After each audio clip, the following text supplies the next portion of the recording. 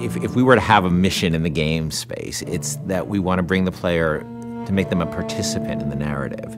By bringing this character, Elizabeth, into the game, by having her with you pretty much for almost the entire game, we knew that if we didn't get her right, the game wouldn't be right.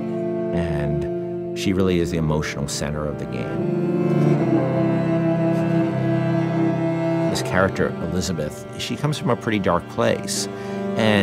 But she's also got an incredible amount of enthusiasm for life. And when we found Courtney, I think we found somebody who could do both. I don't dance. Come on, let's go. Why? What could be better than this? It's so complex. I mean, you're talking about really trying to bring forth all the complexities of human nature that impact us because you're having to use only your voice to convey your entire, the character and what you're trying to portray. You have to put your entire body into it. So there are times when I'm doing voiceover work and I'm literally drenched in sweat because my body is working so hard. Hey! Knock it off! Stop it! Will you stop it? I'm not here to hurt you. Who are you? My name is DeWitt. I'm a friend. I come to get you out of here. Get away!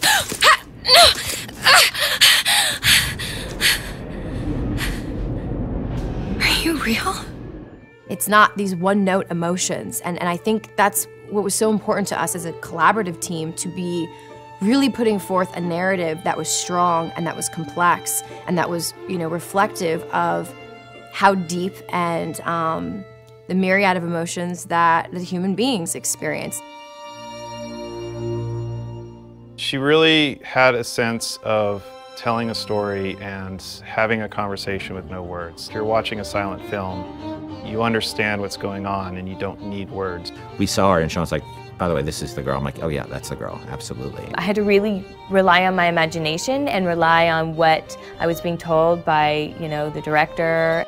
Weird for me to see myself, literally, every movement that I did. Yeah. I mean, I see myself in it. I mean, it might not be my face, but the thing is she's actually in a world. When I did it, I was in an empty room. Yeah. They put me out into this giant sort of basketball court, it looked like, with stuff taped out on the floor that was sort of the imaginary, world. She had to do a lot of physical things that I probably wouldn't do in my everyday life, kicking some butt and, with a bat and beating the hell out of something. It just started to feel like it was my voice, I just really started to connect with it physically, and this voice was all one. I don't understand, how could we get there? The incredible voice acting and the incredible motion capture acting was the most useful and inspiring element that we could have had for Elizabeth. Liz will follow you around the world, and if you decide that you don't want to go where she thought you were heading, she can handle that really, really cleverly. She will stop if you stop. She will keep running if you decide that you're not interested in what you're doing here. She will be by your side no matter what you end up doing. The moment you come up against a character who's just sort of standing there, or behaves robotically, or behaves in a way that is so alien to what you'd expect out of a human being, you just shut them off. And you just say, oh, they're just a video game character. I don't need to worry about feeling anything about them. And so we tried a lot of things. We tried to make Liz have emotions so that she can react to things in the world and things that you do. For example, we might say that Liz will feel comfortable leaning against this wall, but she'll do so with her arms crossed. And she'll do so with her back slightly turned towards you. And that difference of just a few degrees is enough to make the player feel that they're really in the doghouse. You're going to see her all over the place. You're going to see her on giant billboards in, New York and LA, and you're going to see her on TV ads. I said, okay, well, if we're going to find a person to play Elizabeth, I think we already have that person. Еще один из самых первых вариантов Элизабет, я сказала, боже мой, это же я должна ее сделать. В один прекрасный день мне пришло сообщение на Facebook от Кена Левина о том, что у них есть ко мне предложение, от которого я не смогу отказаться, просьба связаться по электронной почте, и, соответственно, вокруг меня все суетились, чего-то хотели, потом сказали, так, все, начинаем работать, посадили меня на стул, сказали просто сиди, смотри прямо в одну точку, и опять начали вокруг меня бегать, снимая с меня скан лица. Я думаю, ну ладно, что, окей, хорошо. Я с этим справлюсь, а потом меня вдруг начали мучить, говорить, смейся, плачь, делай одухотворенное лицо, делай удивленное лицо. And all of a sudden we found this great character who existed in the space between the real world and the world of Bioshock Infinite. There was a moment where we had people coming up to us and saying, Liz is awesome.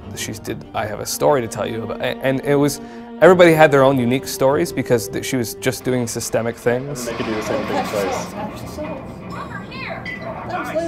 I actually get people telling me things that there's no way I could know about. Like, say there's one of the combats kicking off and they're having this incredible moment where they're running around the place and smashing someone in the face and blowing someone else up with a shotgun, and they've suddenly, a huge big boss man comes up and they just go click.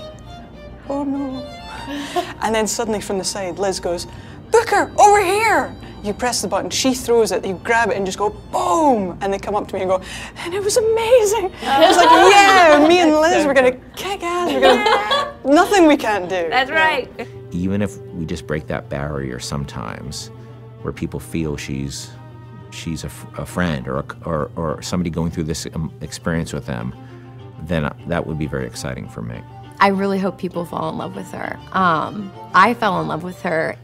I forget she's not a real person sometimes, and I know Courtney really well, and I forget sometimes that that's Courtney's voice, and that's Heather's motion, and that's the team's other work, and she becomes a real person to me many times. And I think the reason we call her Liz internally is because she became a real person to us in a lot of ways. Elizabeth has been locked in her tower for however many years it was, and now instead she's going to be released from her secondary tower, which is our studio, and let loose in the world for real. And that's just an incredible feeling. Let's go! Come on, let's go! Come on, let's go right now!